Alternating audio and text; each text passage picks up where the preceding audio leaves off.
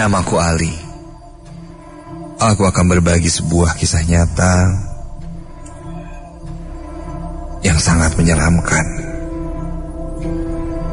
Sebelumnya, aku ini orang yang tidak percaya dengan yang namanya makhluk halus. Tapi setelah kejadian itu, barulah aku percaya bahwa mereka itu benar-benar ada. Kejadiannya terjadi beberapa bulan yang lalu.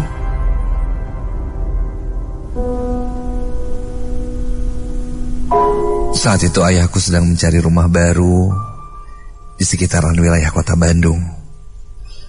Karena rumah yang lama sering terkena banjir dan selalu terjadi pemadaman listrik. Hal tersebut sering sekali mengganggu kenyamanan kami. Dan ayahku memutuskan untuk segera menjualnya dan membeli rumah yang baru, yang lebih nyaman, asri, dan tidak terlalu dekat dengan perkotaan. Serta yang lebih utama, jauh dari kata banjir. Kami sekeluarga pun sepakat dengan ayahku. Hingga aku dan kakakku yang bernama Ahmad membantu ayah untuk mencari rumah yang sesuai dengan kriteria. Beberapa media pun telah kami telusuri, seperti internet, website, koran, untuk mencari rumah. Enggak tak jarang kami bertanya pada orang-orang. Setelah beberapa hari mencari, akhirnya kami menemukan sebuah rumah yang sederhana dan harganya sangat terjangkau. Rumah tersebut berada di daerah ujung Berung Atas. Kami sekeluarga langsung survei ke lokasi rumah itu. Setelah melihat-lihat ke seluruh penjuru rumah, ternyata rumah ini boleh juga. Rumah itu mempunyai 2 lantai dan bangunannya bergaya Mediterranean klasik. Dan yang pasti rumah itu lebih besar daripada rumah kami yang dulu. Ditambah lingkungan di sana masih banyak pepohonan yang rimbun dan rumah-rumah warga yang tidak terlalu berdekatan. Hal itu membuat kami semakin ingin menempatinya. Setelah bernegosiasi dengan pemilik rumah itu, akhirnya ayahku memutuskan langsung membelinya. Dan keesokan harinya, rumah itu bisa langsung dihuni. Begitu kata ayahku.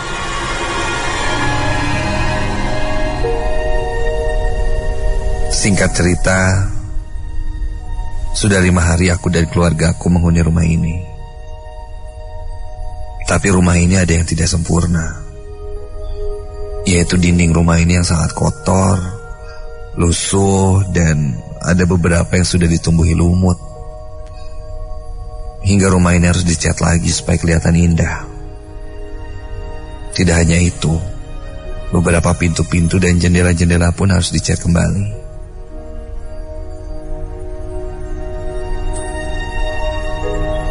Sampailah pada hari itu. Hari itu kebetulan ayahku ditelepon. Katanya adiknya, yaitu pamanku, sedang sakit parah. Membuat ayahku dan ibuku, juga adikku yang masih berusia 5 tahun, memutuskan untuk pergi ke kampung halaman untuk menjenguk pamanku itu. Katanya mereka tidak akan lama, cuma 2 hari saja. Sekitar jam 9 pagi, ayah, ibu, dan adikku berangkat ke kampung halamannya, menyisakan aku dan kakakku di rumah itu. Sebelum berangkat, ayahku mintaku untuk mengecat rumah dan akan dibantu oleh kakakku. Sebelumnya cat dan perlengkapan sudah dipersiapkan oleh ayahku. Jadi aku tinggal mengecatnya saja. Ayah berangkat dulu ya. Ingat, mengecatnya yang rapi, jangan sampai berserakan. Jaga rumah baik-baik pokoknya. Kalau mau keluar rumah, kunci semua rapat-rapat ya. Assalamualaikum. Begitu kata ayahku. Aku pun dengan tegas mengiyakan saran ayahku itu.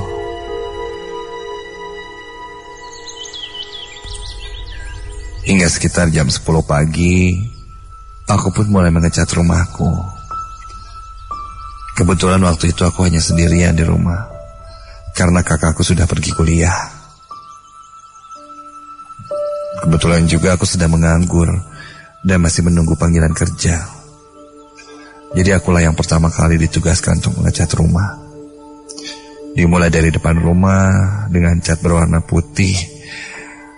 Aku pun mulai menggoreskan kuas satu persatu, perlahan hingga merata. Ya, walaupun sendirian, tapi aku merasa senang saat itu. Sesekali aku pun istirahat meregangkan tanganku untuk beberapa jam. Hingga ketika aku lihat sebagian dinding rumah ini sudah tertutup dengan cat putih semua. Mantap juga nih. Baru sebagian udah kelihatan indah, apalagi semuanya. Juara sih nih kalau dicat semuanya putih. Tak terasa waktu pun sudah menunjukkan jam 4 sore. Dan kakakku baru saja pulang dari kampusnya. Tak berdiam lama, kakakku langsung membantuku mengecat. Hingga tak terasa kami mengecat rumah sampai jam 8 malam. Kami memutuskan untuk melanjutkannya esok hari karena sudah kelelahan dan sudah mulai larut malam. Singkat cerita, keesokan harinya seperti biasa, kakakku berangkat kuliah. Jadi aku sendirian lagi di rumah. Ya, tak apalah, karena mungkin ini sudah tugasku. Seharian kemarin mengecat hampir seluruh bagian rumah. Hanya saja menyisakan bagian belakang rumah yang belum dicat. Sekitar jam 2 siang, aku pun mulai mengecat bagian belakang rumah. Tepatnya di belakang dapur. Di belakang rumahku itu terdapat tanah kosong yang dipenuhi ilalang-ilalang dan pohon-pohon pisang serta ada beberapa pohon besar juga. Pemandangan pegunungan terlihat dari belakang rumahku itu, serta semilir angin yang sejuk membuat semakin semangat untuk bekerja.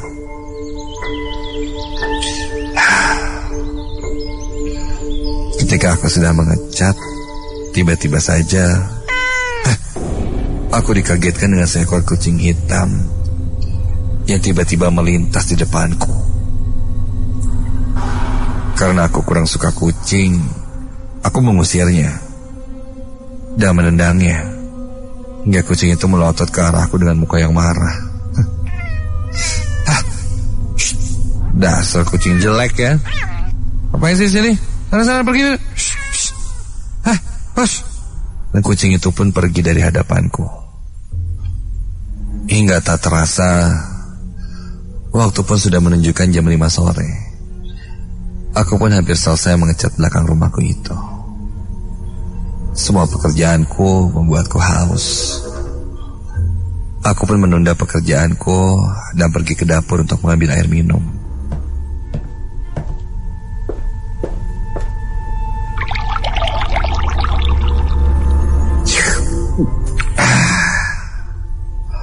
Setelah cukup segar, aku pun kembali ke belakang rumahku untuk melanjutkan pekerjaan mengecatku itu yang sedikit lagi selesai. Ketika sampai di tembok belakang rumah, loh, apa-apaan nih? Aku melihat ada bekas telapak tangan menempel di dinding yang baru saja kucat tadi. Karena catnya masih basah, bekas telapak tangan itu sangat jelas sekali. Berwarna coklat seperti tangan yang kotor yang dengan sengaja menempelkan tangannya di tembok. Telapak tangan itu tidak hanya satu, tapi ada beberapa. Siapa sih ini? Gak mikir banget ya, jelas-jelas lagi dicat malah dipegang. Aku melihat ke sekitar. Mungkin ada orang yang memegang dinding rumahku itu. Dan ketika aku lihat ke belakang,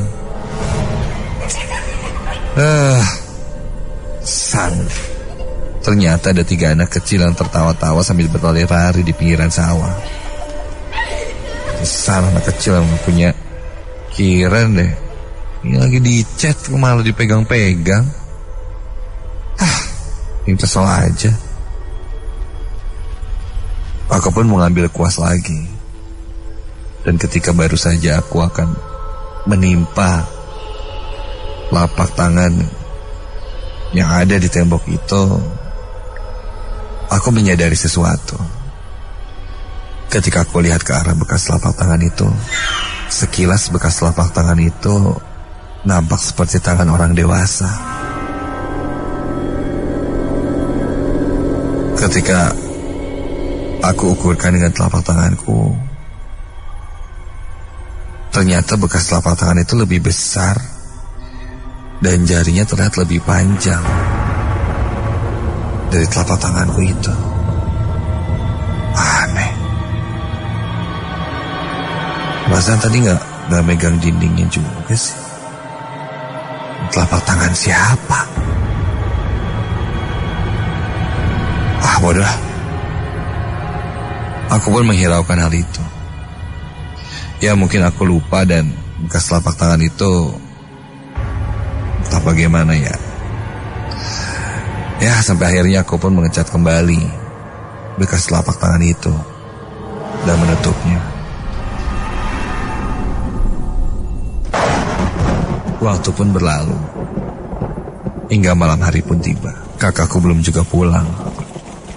Di luar sedang hujan dan cukup besar saat itu. Ya, mungkin kakakku terjebak hujan. Sambil menunggu kakakku datang, aku pun pergi ke dapur untuk mempersiapkan makan malam. Cakep juga nih masakanku. Pasti enak banget nih. Aku menyiapkan masakan dari bahan-bahan seadanya, seperti omelet, kornet, nasi,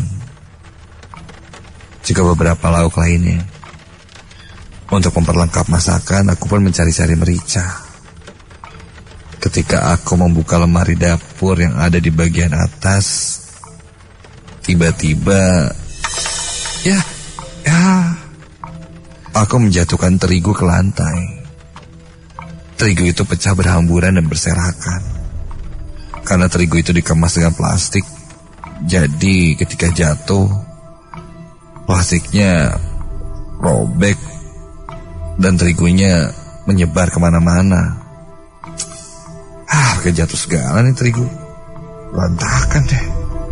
Hingga aku pun mengambil sapu untuk membersihkan terigu itu.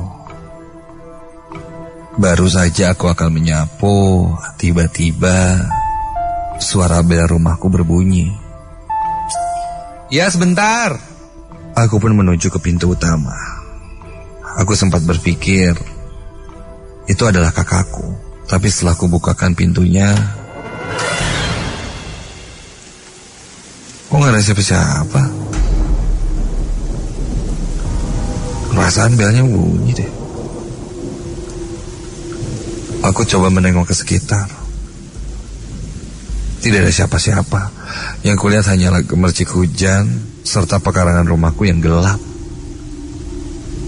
Mungkin ini belnya rusak kali ya. Sudahlah. Aku pun kembali menutup pintu dan berjalan ke dapur untuk melanjutkan bersihkan terigu yang berserakan itu. Dan ketika aku sampai di dapur dan melihat terigu yang berserakan itu, astaga. Kini aku melihat ada bekas telapak kaki. Ya, bekas telapak kaki yang sangat jelas sekali membekas berada di atas taburan terigu yang berserakan itu. Dan terlihat kotor. Ada beberapa jejak telapak kaki seperti orang yang sedang melangkah berjalan. Dan ukuran kakinya terlihat besar dan panjang. Jelas sekali itu tidak mungkin telapak kakiku.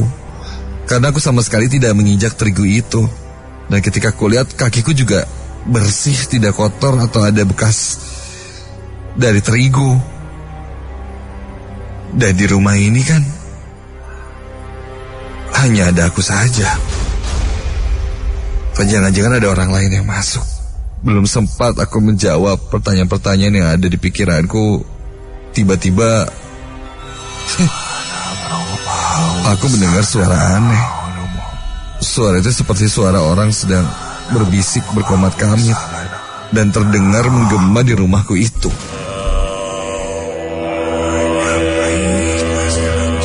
Aku pun menengok ke kiri dan kanan mencari sumber suara itu. Suara itu terdengar semakin mendekat. Ketika aku membalikkan badan, astaga, ya Tuhan, tepat tak jauh dari hadapanku kini aku melihat sesosok makhluk berbadan kurus. Tubuhnya berwarna coklat tua kehitaman dan seperti dipenuhi lumpur yang bergerak-gerak. Mukanya keriput, matanya merah menatap tajam ke arahku. Kulihat giginya bertaring dan rambutnya sangat panjang berwarna hitam. Entah makhluk apa itu. Lalu dia membukukan badannya dan makhluk itu berjalan merangkak seperti seekor buaya dengan jari jemarinya yang kukunya terlihat panjang. Makhluk apa itu? Seketika sekujur tubuhku merinding. Aku pun langsung berlari ke lantai 2 menuju kamarku dan menguncinya. Hingga tiba-tiba aku mendengar suara seperti benda yang menghantam kaca jendela kamarku. Ketika aku melihat ke arah jendela itu sosok kepala tanpa badan. Sosok kepala itu melayang-layang di balik jendelaku. Sosok kepala itu seperti kepala nenek-nenek yang rambutnya terurai panjang berwarna putih. Mukanya sangat menyeramkan sekali, dipenuhi dengan darah dan dia tertawa-tawa sambil menatap ke arahku. Seraya menggedor-gedorkan kepalanya ke arah jendelaku. Aku pun berteriak sekencang-kencangnya dan segera keluar dari kamarku berlari. Aku pun berlari menuju tangga. Dan ketika aku akan menuruni tangga, entah kenapa badanku tidak bisa digerakkan. Aku ingin sekali berteriak tapi suaraku seperti tidak bisa dikeluarkan. Hingga ada sebuah tangan dari belakang yang menggerayami tubuhku. Tangan itu terlihat hitam pekat, penuh dengan lumpur, dengan jarinya yang panjang, sama persis seperti sosok yang kulihat sebelumnya. Dan tangan itu mencekik leherku.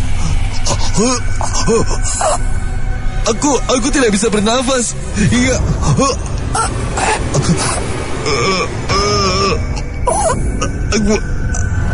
aku tidak sadarkan diri saat itu.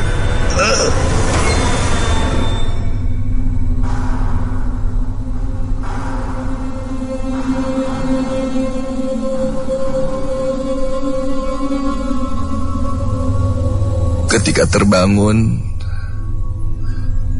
hari itu sudah pagi.